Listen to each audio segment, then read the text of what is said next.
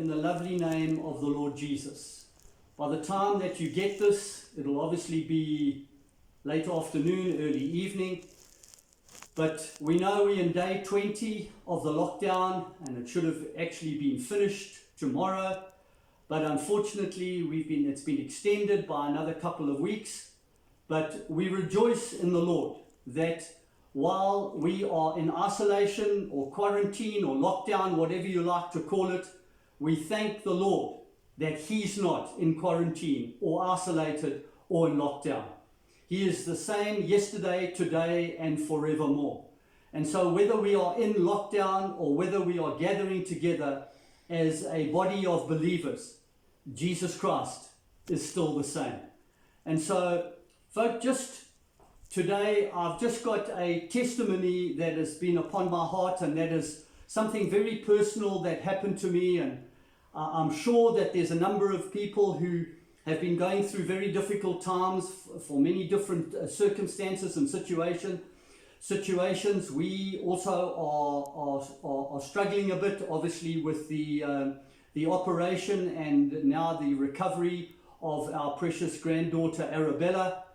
And we know that there are many other folk that are going through many other difficult trials and difficult circumstances and situations which they're experiencing either individually or as a family. But Lord, folk, I just want to encourage us this day in that God still is at work, both to will and to do of His good pleasure. He never slumbers, He never sleeps. And that was very much upon my own heart with regard to this isolation. We might feel alone and isolated, and whatever, there are different feelings and emotions that are going on in the hearts of people. But we are just so grateful that God is still speaking to us, is still ministering to us, and still encouraging us by His Spirit. And this is something that just happened to me, and it's quite a difficult thing for me to share. But we had a situation probably a year, maybe 18 months ago. No names or anything like that. This is not someone that's involved in the fellowship. So I'm trying not to give out any pertinent details or information. But we had an issue with this particular person, and although we tried to resolve it, things just got, unfortunately, progressively worse. And even though that I personally went over and made a point of making an appointment or an arrangement to see this particular person, unfortunately, things got a little bit out of hand, and emotions flared up, tempers flared, and I'm embarrassed to say that I was very much part and privy to that whole thing. And so we parted not on very good terms. And the difficult thing is, though, when you believe or you think that you're in the right and that you've got every reason to be justified about being angry or upset, God is not pleased. And even though I knew and I could justify myself and lay out all the reasons why this person was in the wrong, this matter still was not resolved. And so it became very difficult over the months when we saw this particular person. And it was very uncomfortable because there were no speaks. And every party made a concerted effort not to look or to even talk to the other person, which made life very difficult and uncomfortable. And as a believer in Jesus Christ, these things ought not to be so. But the reality of it is that days went into weeks, into months, and into years, and the situation had not been resolved. And I made one more attempt to resolve it, and unfortunately nothing changed. But here I come to the crux of the story. We're in lockdown, and it was a few days ago, and I prefer to actually contact folk rather than just send them messages. Folk, don't get me wrong, there's nothing wrong with sending a message or encouraging folk, please, I'm not saying that at all. But for me personally, I would prefer to see someone face to face, or if not, alternatively, just to pick up the phone and have a chat to them. And I was going through our care group list, and I'd been phoning a number of folk. And then, literally, this person's name suddenly came to the fore. And I thought, I wonder why I'm actually even thinking about this person. And I tried to put it down or put it aside. But God had other plans. Don't you love it when you see those things in the scriptures where it says, but God? And forgive me, I am feeling a bit emotional about it, because we serve a mighty God. We serve an awesome God. And this feeling about this person persisted. And eventually I realized that the Lord by His Spirit was pricking my heart. And so I actually said to Les, I'm actually going to phone this person. I didn't even know what to say. But I said, Lord, please, just help me, give me words. And I picked up the phone, and this particular person answered the phone. And I just said, hi, so-and-so, this is Ray. And I said, and she was a bit guarded. But I just said, we've just been thinking about you. I've just been thinking about you. And I just wanted to find out how you were doing in this lockdown time. And if there's anything that we could do to help, if you needed to get to the shop or get some food or groceries or whatever it is, can we help in any way? And if we can, please, won't you let us know? And folk, if I can honestly say this, it was like a thaw started immediately. The thing that was cold and distant suddenly broke, this wall broke, and suddenly there was warmth. Suddenly there was empathy. There were all these feelings and emotions that should have been there. This thing shouldn't have happened. But folk, it was just a simple phone call. And God broke through. And God makes a way where there is no way. He makes these paths and streams in the desert places where there is nothing. And folk, there was an incredible breakthrough. And Les happened to, and we just chatted a bit, and she said, thank you, appreciated that. And Les just contacted her, and she just said they were so touched by the fact that I'd actually even taken the trouble, and it wasn't any trouble. I think it was just disobedience on my part, that I hadn't done this a long time ago. And that I'd just taken the trouble just to phone and see if they were okay. And anyway, a few hours later, we got a call. We've got something for you.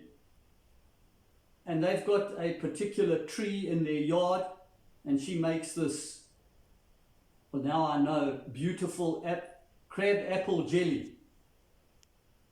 And they came and they gave us a bottle of it. And folk, that might seem simple, but that simple call and their simple gesture, that's healed our relationship. And folk, I just wanted to share that as an encouragement and some scriptures. In 2 Corinthians chapter 5, the Apostle Paul in chapters 4 and 5, he talks about many aspects of his and our ministry. And some of them are God's power revealed in the ministry, the trials and the glory of the ministry, the confidence that he and we should have in this ministry. But from 2 Corinthians chapter 5 verse 11, it talks about one aspect of the ministry which I just believe that is so relevant in the situation that I've been in, or we've been in, and the situation for us as believers, especially in this lockdown period. And that's the ministry of reconciliation.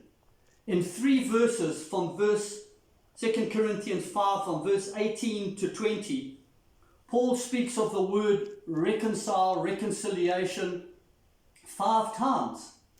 So I believe the Lord has really spoken to my own heart, and I trust that he would speak to your heart with regard to this. Because in verse 11, 2 Corinthians 5 verse 11, it says this, and that he died for all, obviously talking about Jesus Christ, that they which live should not henceforth live unto themselves, but unto him which died for them and rose again. So clearly that God calls us not just to live for ourselves, but to serve others and to live for him, to give our whole hearts and our lives to him. And folk, when we look at this reconciliation that God talks about, God sent his only begotten Son, Jesus Christ, that we might be reconciled back to him by that incredible sacrifice that he made on the cross of Calvary nearly 2,000 years ago. And my heart is stirred once again by this incredible sacrifice that was made on our behalf, that we could be reconciled back to God, that we can now, folks, say and believe and know in our heart of hearts that we are children of the Most High God. And folks, may I encourage you, just in this short message, we have not only been given the ministry of reconciliation, because we, number one, have been reconciled back to God by Christ's death, burial, and glorious resurrection, by his body that was broken for us, by his blood, precious blood that was shed for us. But we've been reconciled back to him. But we've also, on top of that, folk, we've been given the word of reconciliation. And I believe that that's what's happened in my life, that God gave me that word, just that thought, just that prompting, just to pick up a simple cell phone and phone this person. And there has been healing, there's been restoration, and there's been reconciliation. And so, dear folk, I just can't tell you how much I love you and I miss you. I miss the Howick Family Fellowship so much. And I'm just so grateful that I can even have this opportunity, short though it may be, certainly for me, just to share my heart with you, and just to tell you how much I do love you and I appreciate you, and that I miss you guys so much. And I can't wait to get together again. And hopefully that'll be in May. But who knows? But folk, we've been given the word of reconciliation. If you've got anything against anyone, if you've got issues, if there's unforgiveness, if there's bitterness, if there's anger, if there's resentfulness, folk, don't wait till tomorrow, because we have an adversary, the devil, who will come and rob this from you even now. So, folk, my encouragement, my exhortation to the Church of Jesus Christ, specifically to the Howick Family Fellowship, is do not delay. Folk, if there are any issues with anyone, it does not matter how long. The problem is, the longer you leave it, the more difficult it becomes. Speak to me.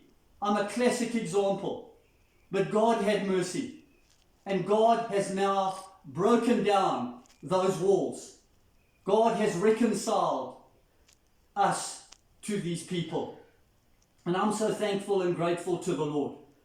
But folk, there's a challenge. And I believe this is what the Lord is doing in this time. And He is saying, don't delay. If there are issues, if there are problems, make right. If they're family members, if they're friends, if they're colleagues, work colleagues, whatever it may be.